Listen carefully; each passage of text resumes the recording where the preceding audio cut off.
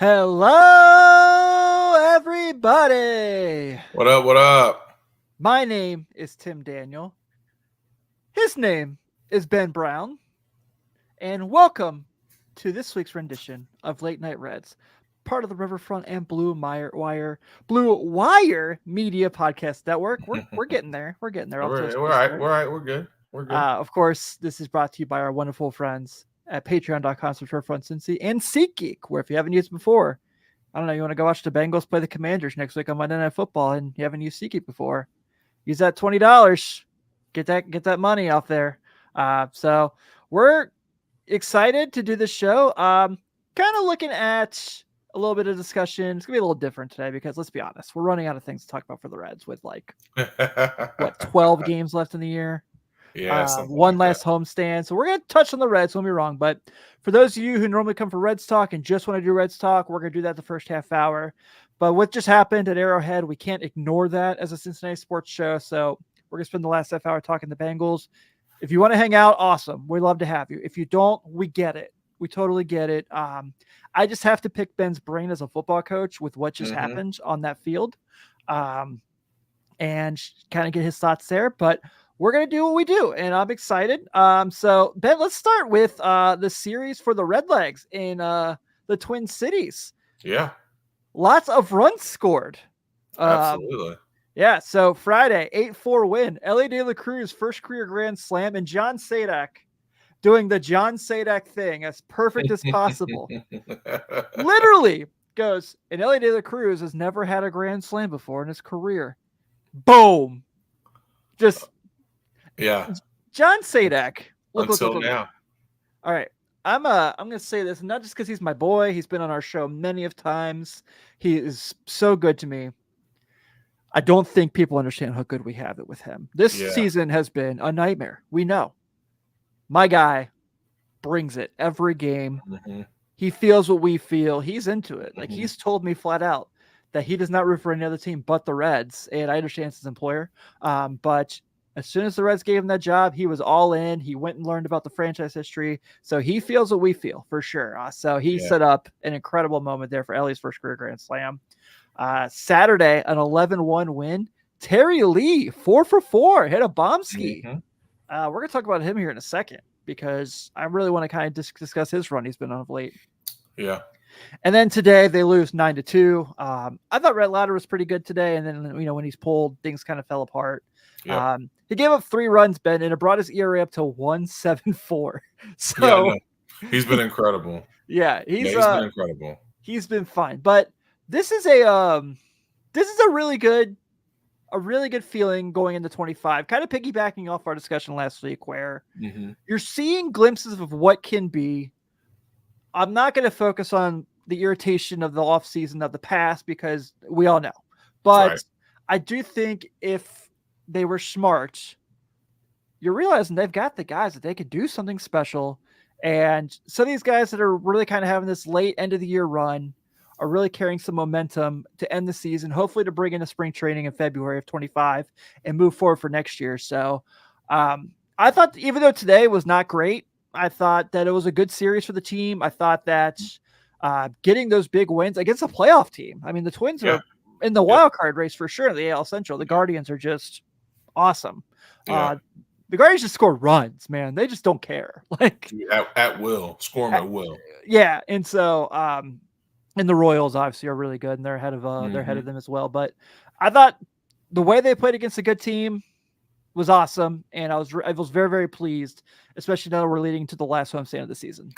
Yeah, absolutely. The biggest thing for me, and I think you hit the nail on the head, is seeing how guys carry momentum until next season, right? So seeing TJ Friedl hit the ball the way we know he can. We talked about Ty France last week having a pretty decent run towards the end of the year. So seeing those types of things are encouraging. And you're seeing a team that's not quitting. Like they're playing hard. They're still getting after it. Like you said, the Twins are not a bad baseball team. So to go up there and get 2 out of 3, it was really encouraging to see them do that. So it's pretty cool to see them try to finish the season on a strong note.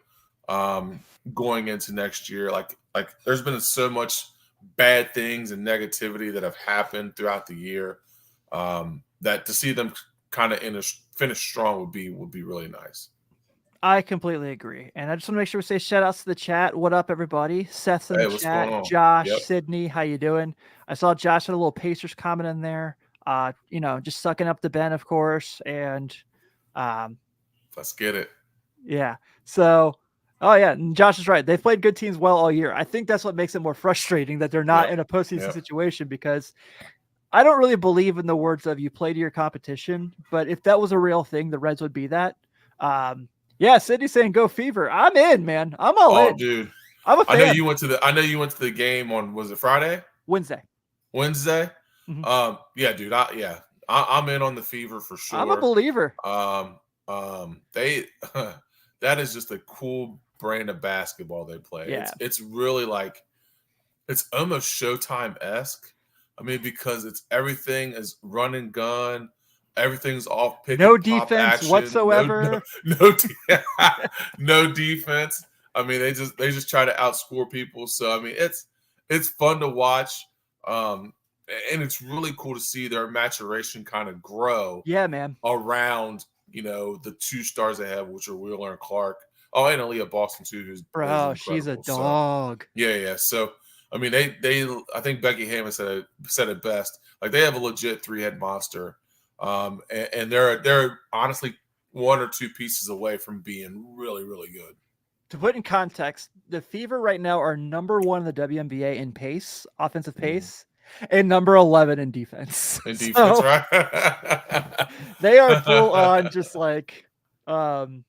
So. That's that Paul Westhead, ain't it? Right, baby. That's right. Let's just run and see let the chips fall where they may.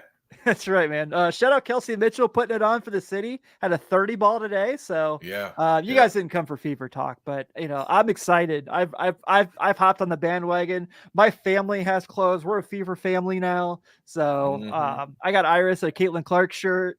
We're in. Yeah, dude. Yeah, that's awesome, because she's legit, and that team is going to be. I'm telling you, they get a couple pieces, man. I hope they build around that team, because they could have something special there. And how cool is that be an hour and 45 minutes from our crib to be able to have that kind of basketball right there. Yeah, dude, for sure. The only thing I wish, this is not asking much, they didn't wear the Stranger Things jerseys all year. Yeah, I know. We got to bring those. Those are dope. Yeah, they're so cool. Yeah. We need a Caitlin Clark Stranger Things jersey. Yes. Yep, absolutely. Yeah. So I'm all for that. But yeah, Josh says sounds like the other team that plays at the field house, and he says he's excited for a big for the Pacers. I know you are too. Absolutely, dude. Is this the time that I break the news? Did I have to tell everyone what's going on? Oh yeah, dude. I haven't released to the public yet. Really? Oh, now's a better time than any. Yeah. All right. So first things first, I'm staying with the Riverfront. I want to make sure everyone knows this. I'm going to be part of the Riverfront. I'm never leaving here. This is my home. But Blue Wire and I have agreed for me to do another show on another network by myself.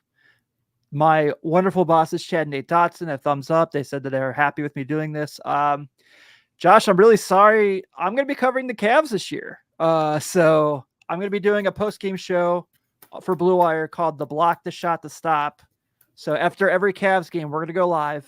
It's me and a few other guys. Guys, Skylar Webker is going to be one of the guys that's going to help me out. He's in our Patreon. So I hope that if there are Cavs fans that follow, they're going to come hang out with me and chat it up.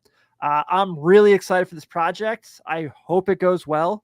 But yeah, so I'm going to be covering the Reds and the Cavs. Never, ever thought my career would go the route it did, but I'm really excited. Hey, I'm really excited. You already are starting off with the dopest title of a podcast ever. I mean, The Block, The Shot. That's iconic. That's iconic stuff. So definitely big ups to you. I know you'll kill it like you kill everything else. So it'll be a lot of fun. Well, thanks, buddy. I appreciate it. So yeah, we'll talk. I'm going to have more details to come on that. I'm really excited about this project, but let's talk about old Terry Lee Friedel here. Oh yeah, man. Yeah. We talked about guys carrying momentum to the future. So I kind of want to talk about TJ Friedel here because the last 15 games he has been great. Mm-hmm. 839 OPS, 3 homers, 13 RBI, 8 runs scored. And this is a guy who usually hits 1 or 2 in the lineup. He's been hitting cleanup, and I still think it's silly. But I have really liked how he swung the bat.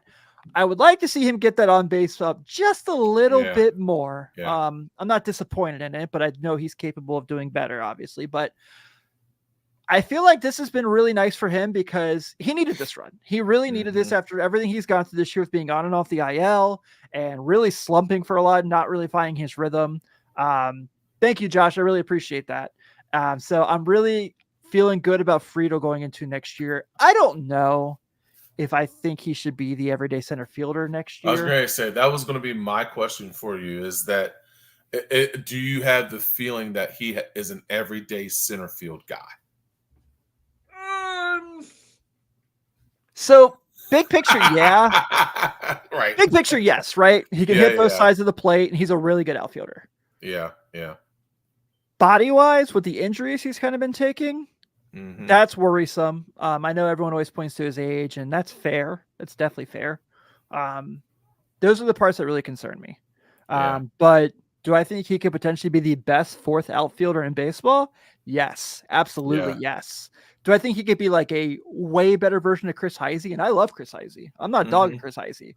But do I think TJ Friedel could be an awesome Chris Heisey? Totally. So I think he's a guy who you probably should get an insurance policy as in a better center fielding hitter. But do I think he's a guy you can maybe move around the outfield and give guys a day off? Sure. Do I think he's a guy you can DH against righties some nights? Absolutely. I think that he's a guy that should be part of your plan next year, unless you get a really great situation where you can get an offer for him. And Sydney asked, do you think he could be a corner guy? I think he could. I think he's he's so good with a glove. I definitely understand there's a big difference between playing center field and playing corners, especially at GABP. But yeah, I think he could. No, I agree. I think that the hardest part for him, man, is the health thing. And I hate to hang it on that because a guy that plays that hard night in and night out and has succumbed to some injuries, it's hard to blame that and it's hard to blame that because you want a guy that plays that way. Like you want a guy that goes all out. Yeah. I like Sydney says here. I totally love the reckless abandon. Yeah. Oh, absolutely. I love that. I love the fact that he's willing to give up his body for the game. I do. I really do love that. But I just don't know. I just don't know if he is a guy that is going to be able to be sustainable night in and night out every night. I just don't know. I don't know. And it's not like I don't like Friedel. I really do. Maybe not. Josh, still making room for Soto. Yes, Josh. Yes. Keep it alive until it doesn't happen. All go for Soto. Hashtag. That's a great hashtag. Well, bro, did you just come up with that? Hey, dude, off the dome. Off the dome. I'll go for Soto. I love this. I'll go for Soto. Let's go. Hashtag it. People think we're idiots, but I don't care. We're having fun. Let me get comfortable. The Soto conversation came up. Absolutely. But yeah, I'm with you. I think that he could definitely be helpful. I do think I would get another center fielder just for the sake of that. But yeah, there's something. I mean, there's always it's Cincinnati, right? We love those reckless abandoned balls to the wall guys, the Ryan Friels, guys like that, and so I definitely can see why he's very much loved. I just want him to be safer. Yeah, like Sydney says, not all out in spring trading. Matt McClain too. All right, just take it easy in spring. All right, easy guys, easy. Yeah. You're in a division with the Cardinals and Cubs who spend a lot of money when your front office doesn't. Okay, so we need all the talent we can get. Got to stay healthy. Yeah. Absolutely. All right. Should we talk about Ellie? We haven't done it in a long time besides saying don't have him play center field. Right. I'm always down for some Ellie talk. Yeah. So instead of doing the last 7, last 15, last 30 kind of thing, I just kind of want to look at big picture where we're at in September with him, and kind of just do a lengthy discussion about him Mm-hmm. because I think that first things first, let's just kind of go to if I told you in April Ellie De La Cruz was going to have an 811 OPS, over 20 homers, and nearly 65 stolen bases with 2 weeks left in the season. You would take that, right? You would for sure take that. 100%. Yeah. All right, 100%. let's just add to it. Um, Yeah, absolutely. 8 triples, 33 doubles, 147 hits, and he did this with 200 strikeouts. Yeah.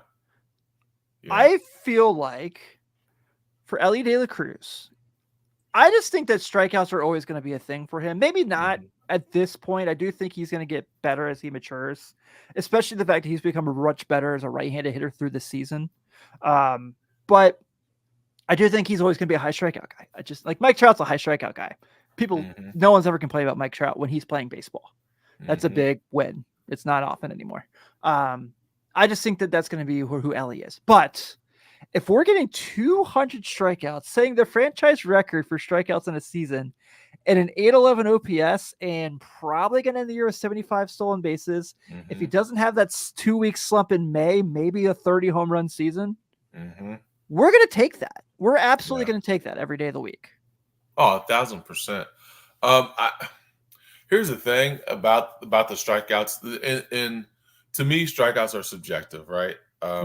Same. Because here's the thing, like baseball's hard, so guys are going to strike out. Now, some strike out more than others.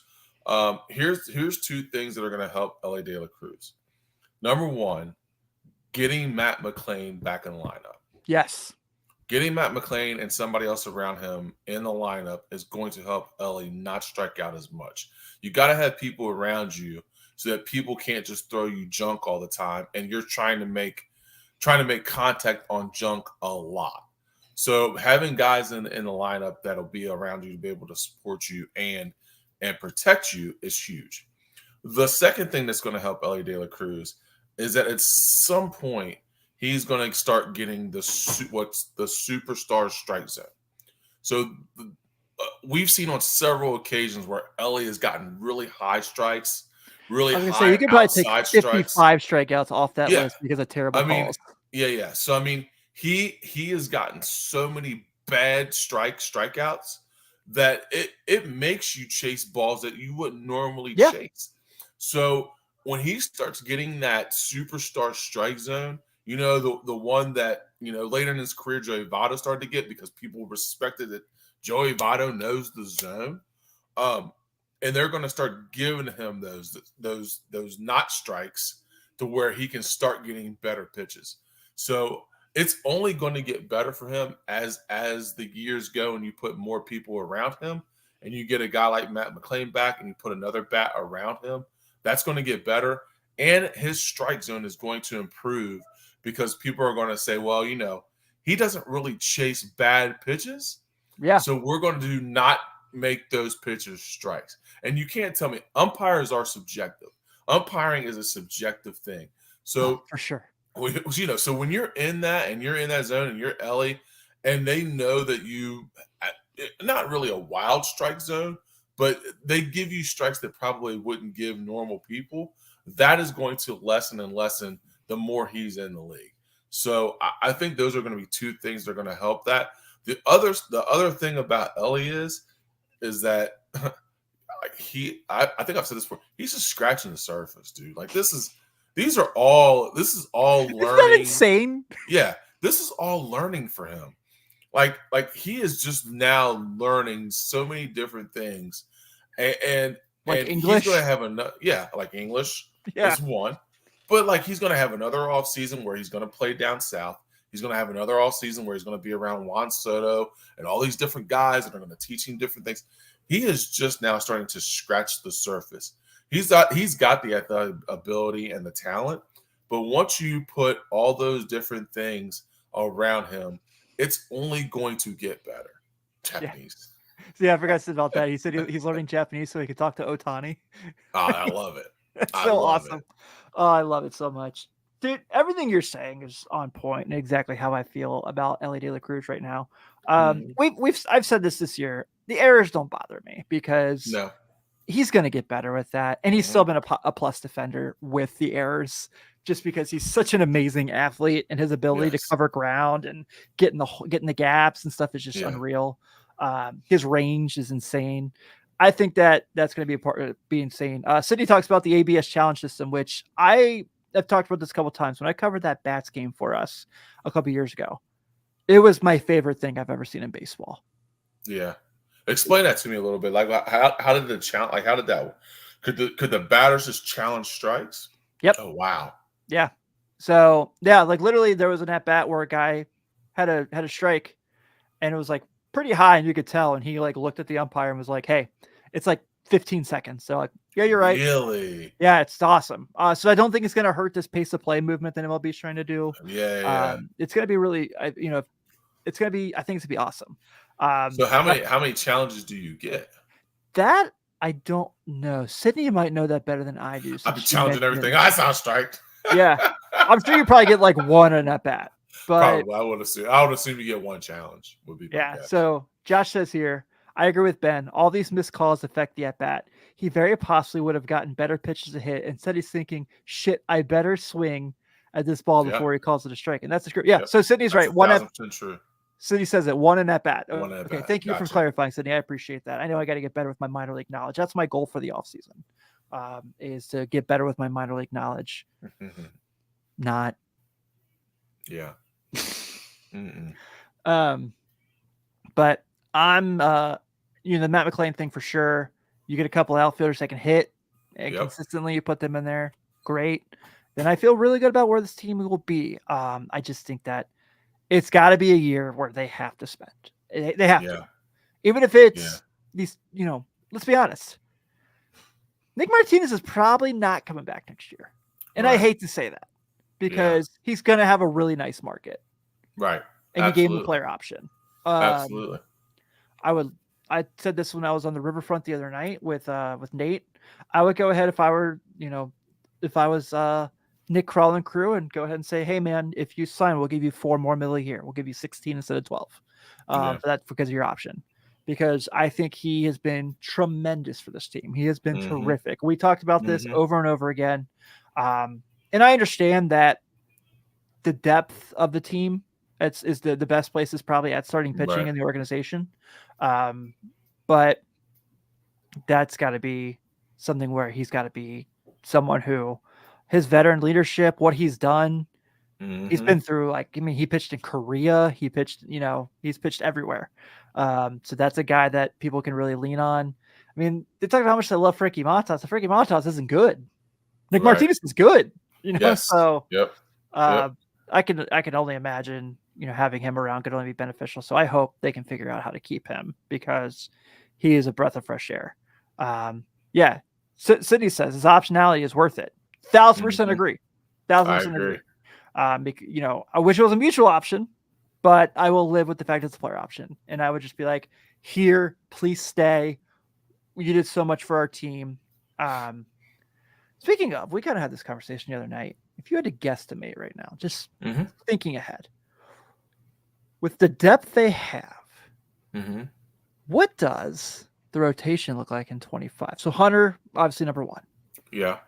I think Lodolo is probably still number two, though I think I might like Louder better, which could be recency bias, but I do think Louder's the better pitcher overall. But I still really believe in Nick Lodolo. So I think if it were me, I'm probably going Hunter, Louder, Lodolo, or Hunter, Lodolo, Louder. I don't think it necessarily matters to me either way. 4 or 5 is really fascinating. I think Brandon Williamson is 1,000% earned to be in the conversation. I think Nick Martinez, if he's back, obviously. I think I finally have given into. I think Graham Ashcraft should be in the bullpen. Okay. Just because because that second or third time through the lineup thing is really alarming. Yeah. Where if I don't know if he should be the ninth inning guy or one of the ninth inning guys, but I still think he can be a really, really good reliever. Yeah. I really like Andrew Abbott, but he kind of feels like the guy who's going to be, if they make a trade to get somebody, he's going to be the guy that's thrown in the deal. Yeah, he'll be the peace guy. Yeah. Yeah, he'll be the peace guy. And then, yeah, it gets interesting from there. So Sydney asks, do you think Rhett stays up? I do. I think if you're going into 25, you need to have your best 5 guys who can get you innings, and he's one of them in your system. Yep. You know, Connor Phillips was a disaster this year, and I hate to say it because I like him a lot. All right, yeah. I like Carson Spires. I think he has shown he's not a major league starter. Correct. So, yeah, and I don't know if we ever had a major league team go 3 lefties in a rotation between B. Will, Abbott, and that would be pretty wild. Dude, that would be crazy. Yeah, no, City mentioned Chase Petty. He's for sure going to be in the conversation. Yeah. I don't think Chase Burns is too far away from being in the conversation. I think he's that good. Yeah. So I think they've got 7, 8 deep of guys who could be good starters for them. And as we've seen with 162 games, you probably need 7, 8 guys. You do. You really do. I mean, you really do. Yeah. So I'm and I think Julian Aguilar. Like we talked about Jacob Junis last week. He's been really good. He's been good too. I mean, it's Jakob. He's dude, and so that's a nice thing to have. Yeah. Sydney, you need 16 by this point. Yeah, they had 20 guys start a game this year for them, not counting bullpen days. They have 20 dudes start for a big league team in a year. Hey man. It happens. It definitely happens. So I don't know. What do you think is kind of who would you guesstimate if you're off the top of your head? We didn't organize this. I didn't put this in the show notes. So no, you're good. I was gonna say, I would say Green. Well, I think it's Louder. Okay. Lodolo.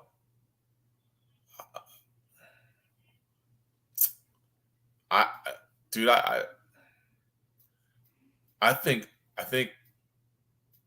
Chase Burns. I think gets one of those. Really, you're that high on Chase Burns? Yeah, I like him.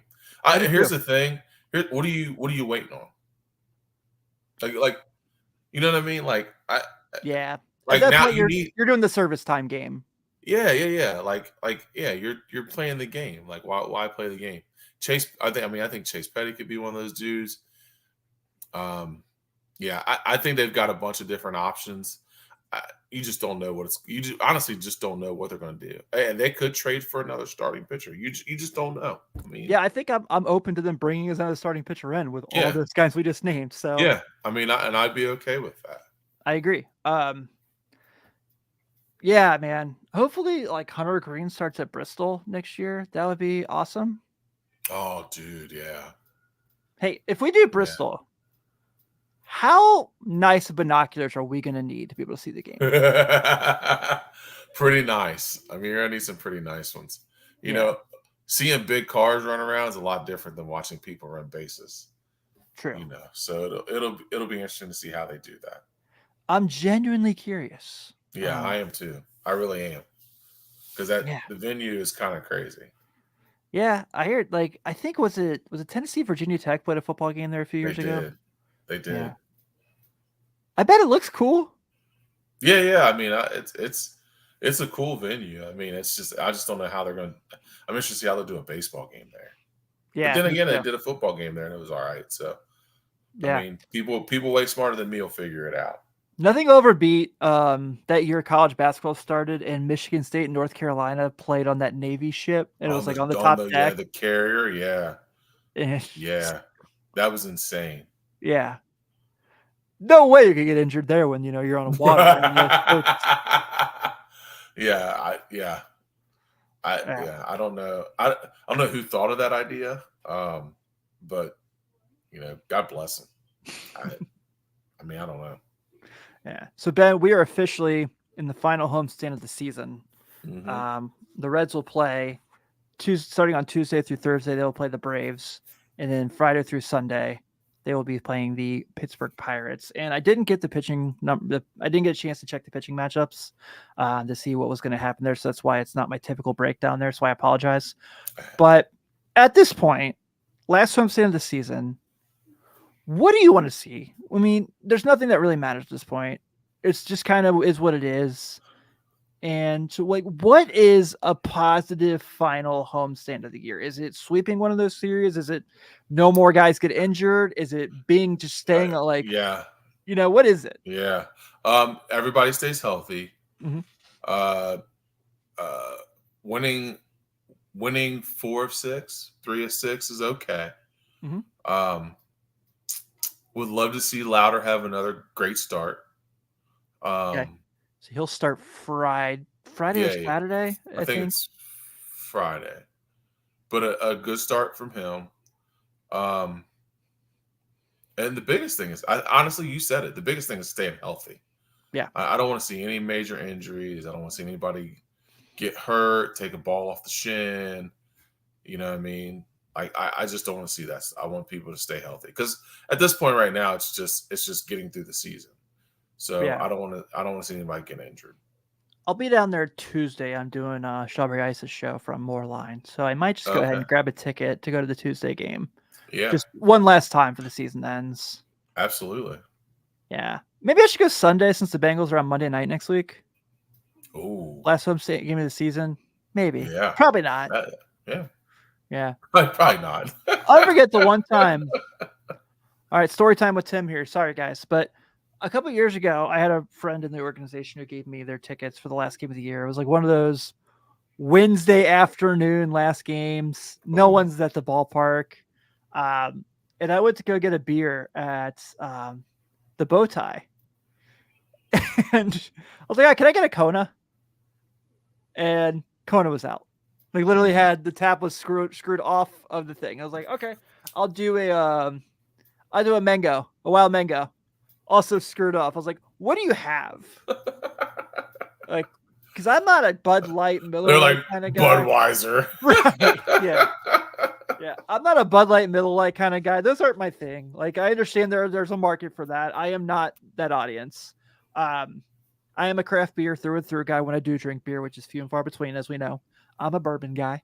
But Lord knows you don't want to buy bourbon at the freaking stadium. No. Yeah. No. Unless you want to sell your firstborn. Right. Which I don't.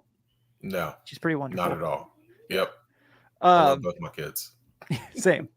But it was like, okay. It was like some sort of, I think I was drinking Angry Orchard. That's like where you got. That's what was that? And it's stacked all the way down there. Like, we got some Orchard. You're like, all right, man, let's get it. It tastes good. It's just not my first choice. It's like when you used to like go to Kroger and pick up a soda and you go, oh, they're out of Coke. They're out of this, they're out of this. You're like, I guess they have RC Cola. I was going to say, you got some RC? Oh, man. But I'm really happy that we're at this point because that means the season that was a nightmare is almost over. Yeah. Yep. And then we can all kind of just move on. Take a collective deep breath. That much closer to hoops. And pass it through our system. Yeah. By the way, we didn't talk about this like we normally do to start the season. Start the episode. You guys did not have to put it on Campbell County like that. That was mean. That was rude. Here's the thing. Like when we there's two stories here. So first story, really, really brief.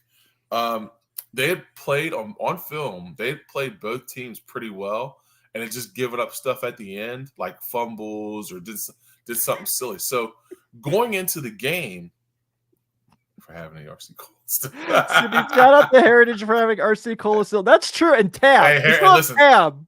Yep. That's the real MVP right there. I'm with you. So going into the game, like we were kind of like, man, we got to play really well. Like they've hung around with a couple teams that they played. We got to come in and do things well and be all right. We get in there, dude, and the energy is just dead, man. Like there's like, and you fit a lot of people in Campbell County, but there's no energy, and it's their senior night, and there's no energy. We're like, oh man, like this is gonna be bad. Then we come out the first drive, and we drive the ball for 6 minutes, but we just don't score. So then we get the ball back, dude, and then it was just barrage. I mean, then we just started moving the ball, and it just snowed downhill. But the second story is, which is pretty funny. We were standing there, and I know the guy. I know some of the guys that coach over there, and the one guy walks up to us, and I'm standing with one of our defensive coaches. So I'm standing there, and we both know this guy, and he walks up, and he's like, "Hey, man, how's it going? Oh, it's going well. You guys having a good year, yeah." And he literally looked me in my eyes and goes, Does your son still play?" I was like, "My son?" I was like, "My son?" He's like, "Yeah, does he still play?" So the guy standing with me looks at me, he goes, "Man, you know his son plays, and you know exactly who he is." So yeah, I told my son that he was not happy. Yeah. So he's like, "Oh, we're gonna play this game. All right, here we go." To put in context for those who don't know, I know we talk about this every week just because I like to catch up. Ben's son is the #1 corner in the state of Kentucky. Yeah. So it's not like we're talking about some schmo here. Yeah, he does well. Yeah. He does well. And he started playing football his freshman year of high school. Yeah. So Yep. Yeah. So he's like that. He's done well. He's had put together quite a high school career for himself. So yeah. I've known Isaac his whole life. I am so proud of him to see what he's doing, man. It's so cool. And I got to cover a high school basketball game of his last year, and that's like one of my favorite moments. It was part of the reason I got to hang it up and not do college sports anymore. It was part getting to do his game of his was like, what more do I need to do? Like, shut it down. Yeah, man. So just like getting to have that moment was really cool. Yeah, absolutely. All right, I'm going to put this disclaimer up to just in case people who want to join don't care. But if you do, please hang out with us. I'm really, really excited for insight and conversation here. So there it is. So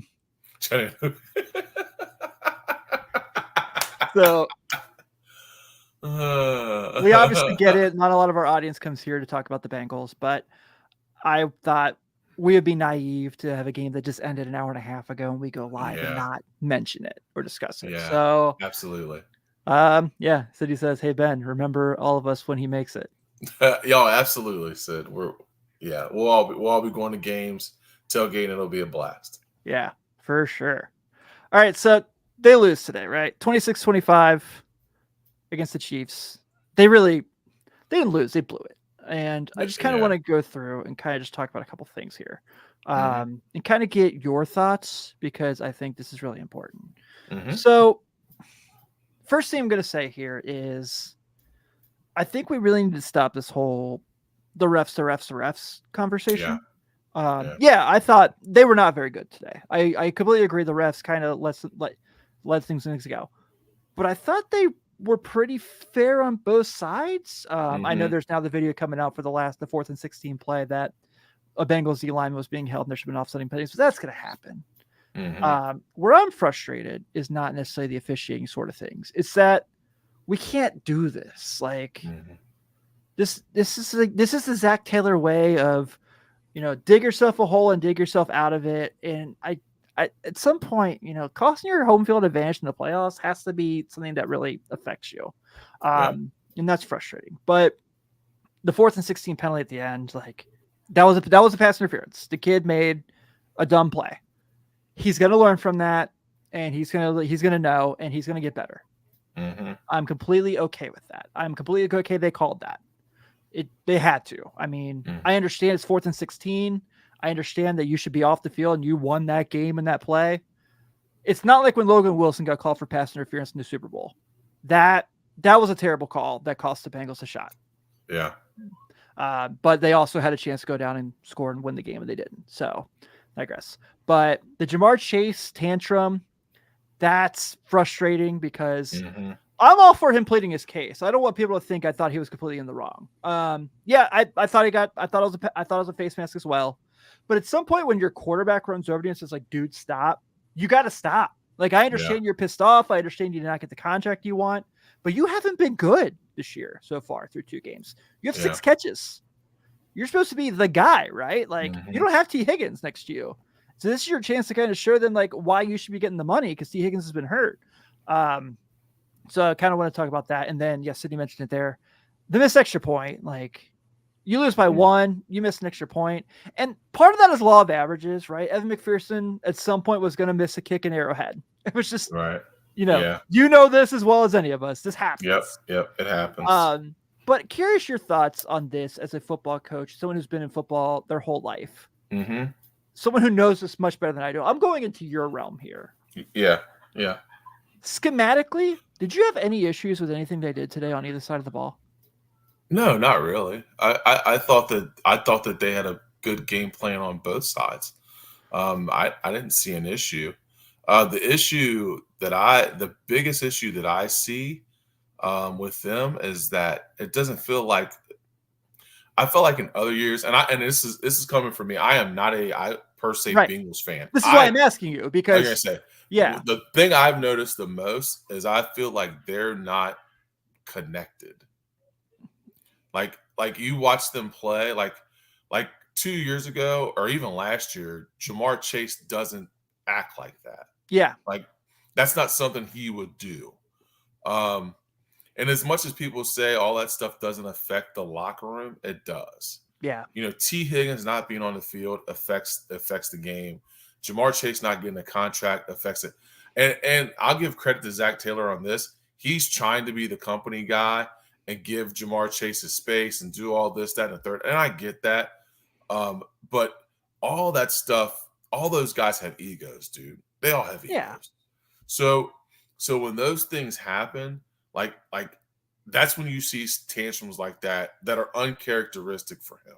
Like that's not his character. He's never done that before, Right. And also too, he didn't do any mini camp. Did no training, no mini camp, no Held nothing. in. Make sure Held held in. Yeah, he did a held in and didn't do anything. So, the reps that you missed there, you can't make those reps back up. And I don't care what anybody says. I know they're professionals, but reps are reps. When you play a sport, reps are reps. Ask those guys about spring training and getting at bats in spring training.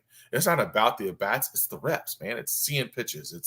It's doing those things, and that's what you miss. So, like when a guy like Jamar Chase, who has a connection with his quarterback, doesn't get the reps that he's gotten throughout the spring training, you see that in the game, and those guys don't look like they're connected at all. I mean, it is not like they've been in the past. So, watching them, that's the biggest thing that I've noticed. They do not seem connected. Defensively, I thought they played well enough to win.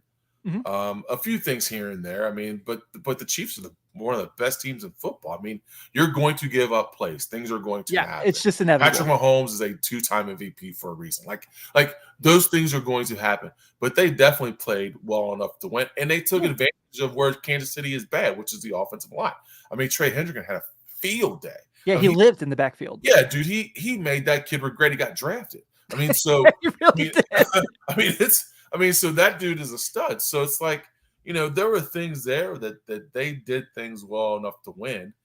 They just didn't. I mean, that's football. That's things that happen in football that are out of your control. The pass interference, like you said, it was pass interference. Like you can't say, oh well, they're giving the Chiefs the game, dude. Like of any play, you've got to know on a 4th and 16 that the refs are looking for a pass interference call. Right, wrong, or indifferent. Like we said about baseball, refs are creatures of habit. Like they're going to look for that just because that's just human nature. It's not like, and it's not because they love the Chiefs or whatever, but it's a big play in the game. You know what I mean? And if you miss that, then you miss a call. You could hurt a team either way. So, the whole narrative about them, the Chiefs and all that stuff, which I don't know. Look, I don't like them either. But I'm not a big fan of them.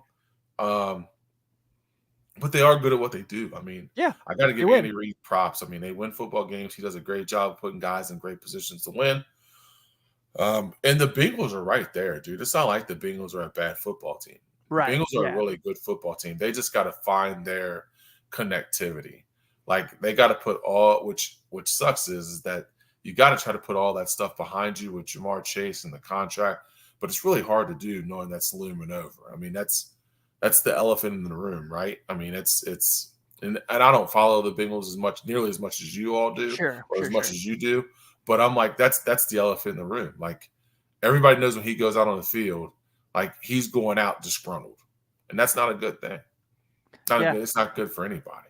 Yeah, I agree, man. I completely agree. I think one of the things that's really not being talked about enough and why they lost today is they kicked 4 field goals. Yep. You can't do that. Yeah, you can't do that against Kansas City, especially when you're in 3 or 4 situations when you're goal to go and you settle for a field goal. That's unacceptable. Yeah, you got to score. Yeah, I don't know who calls the plays on goal to go, but they're really bad at it. It's really bad. I'll say this: the last 10 yards in that black zone or whatever they call it is probably the hardest 10 yards in the world. Sure, I respect that. And being a guy that helps call offense, it's really difficult to score. And the field shortens, so you got to shorten your playbook. They're not particularly great up front. I think the Bengals are decent, but they're not great where they're just going to maul you and get downhill and run over people. That's just not their game, So they have to get creative, and when that creativity doesn't work, then they're kind of screwed. Yeah, I cannot wait for Mary Mims to be back. I think that is going to be a huge difference. And Chris Jenkins on the other side too.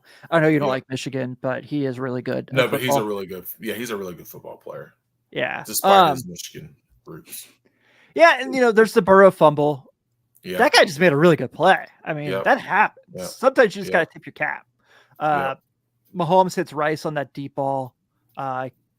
Explain this to me, because I don't really understand language. So I watched Cam Taylor-Britt's interview with the media after the game, and Cincy mentioned it. That interception he had was maybe the best interception I've ever seen in my life. Yeah, that was incredible. Insane. Yeah. An Odell Beckham style interception. Yeah, that was legit.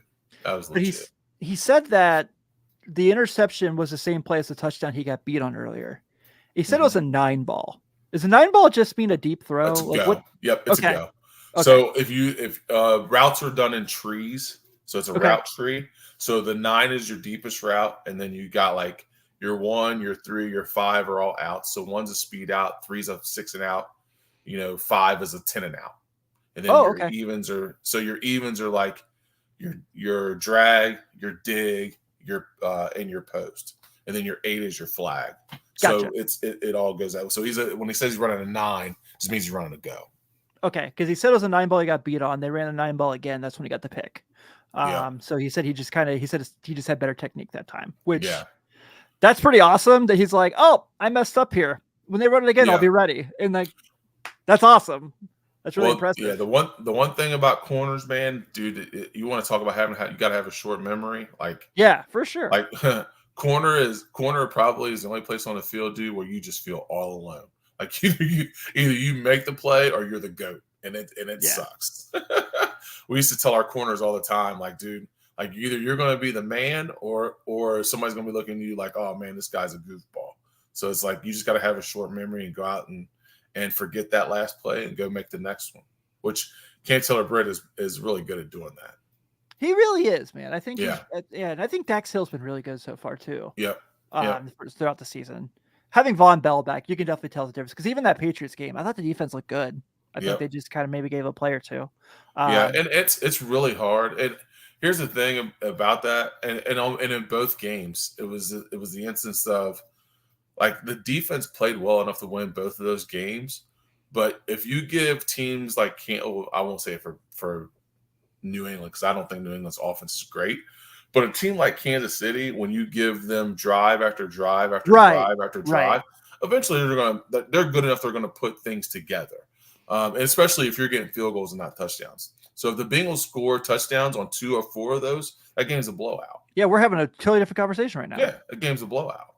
Yeah, I thought Burrow was pretty sharp today. I know he didn't have a huge passing yardage game. He wasn't some 400-yard game, but I thought he was really sharp. Mike Gesicki, kid is good. Yeah, he's good. Yeah, that's a really big pickup for you guys. He's a guy that I think he's going to get more. He's going to get more looks, and he's going to make your outside guys' jobs so much easier once you get T. Higgins back, Mm-hmm. because he is a big target, and you have to respect him, like going across the middle and running routes. Yeah, I feel pretty good about where they're at offensively, honestly. I feel Oh yeah, good about yeah. where they're at as a team. I just think that this was a bad loss. How about Andre Yoshivas rocking the Peter Work jersey today? If you wear a Uh, Peter Work jersey, you got to have a house call. I mean, yeah, and he had 2. yeah. So, you take those. Oh, absolutely. Yeah. I mean, he's the reason that they were in the game, because in the red zone, he was great. Yep.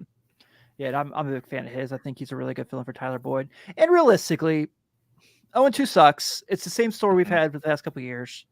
But you got the Commanders and the Panthers coming up before the Yep. Ravens. You got So, you got a really good chance of getting back off the schneid against 2 not so good teams. Even though the freaking Commanders beat my Giants today, which is another conversation for another day, because I could talk about how bad the Giants make me physically ill on another episode.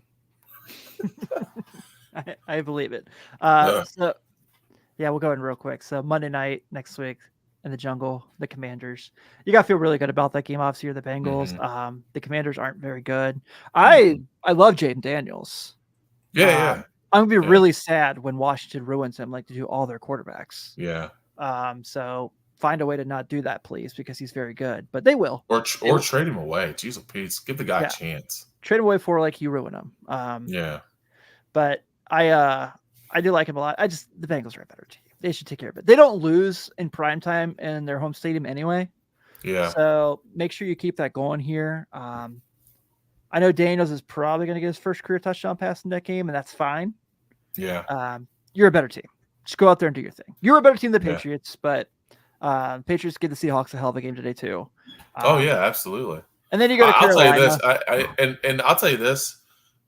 You're going to look back, and the Patriot loss isn't going to be as bad as what you thought it was. Yeah, because I think they're going to be. I think they'll be a middle of the road team, but they'll play everybody really hard and physical.